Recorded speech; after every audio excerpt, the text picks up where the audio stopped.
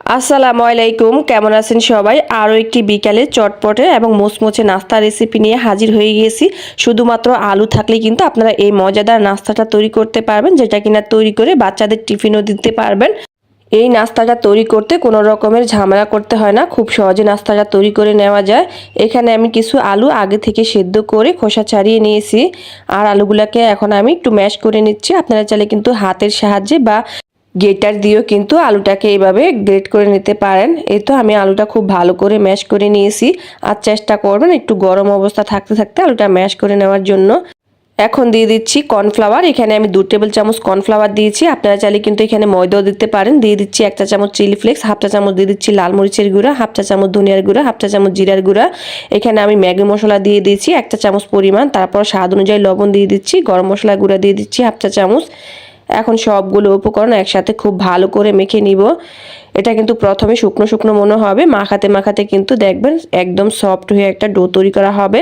এই তো আমি কিছুক্ষণ মেখে নিয়েছি, দেখুন একদম সফট হয়ে গেছে আর খুব সুন্দর একটা ডো তৈরি করে নিয়েছি। এখন আমি হাতটা ধুয়ে আসছি, তারপরে কিন্তু নাস্তাগুলো তৈরি করে নেব। এখানে আমি হাতটা ভালো করে ধুয়ে একটু তেল মেখে নিয়েছি, এতে করে নাস্তাগুলো তৈরি করতে সুবিধা হবে। তারপর আমি পরিমাণ মতো ডো নিচ্ছি, নিয়ে হাত দিয়ে গোল করে তারপর একটু চ্যাপটা করে বিস্কিটের মতো তৈরি করে নিচ্ছি। এখন আমি এটাকে একটু সুন্দর করার জন্য একটা চাকু নিয়েছি, চাকুর সাহায্যে কিন্তু আমি মাঝখান থেকে একটু দাগ টেনে দিচ্ছি।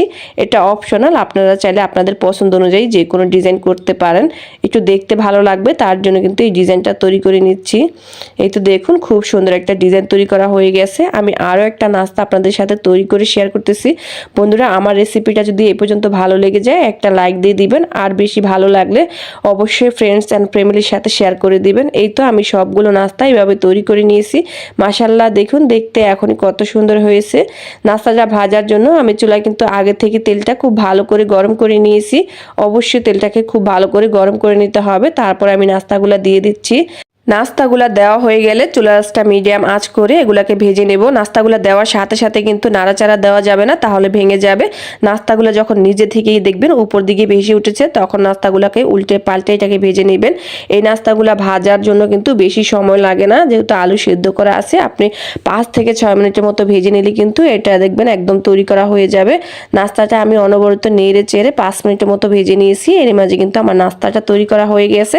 আমি কিন্তু নাস্তাটা তুলে নিয়েছি, আমার সেই ভিডিওটা কিন্তু অন করতে ভুলে গেছিলাম। এই তো নাস্তাগুলো তুলে নেওয়ার পর দেখুন কত সুন্দর হয়েছে। এই নাস্তাটা দেখতে যেমনি সুন্দর, মুচমুচে, খেতেও কিন্তু অনেক ভালো লাগে। অবশ্যই বাসায় একবার তৈরি করবেন, আর দেখে নিশ্চয়ই বুঝতে পারছেন এটা কতটা মুচমুচে হয়েছে। আজকের মতো এখানে বিদায় নিচ্ছি। সবাই ভালো থাকবেন, নিরাপদে থাকবেন। আল্লাহ হাফেজ।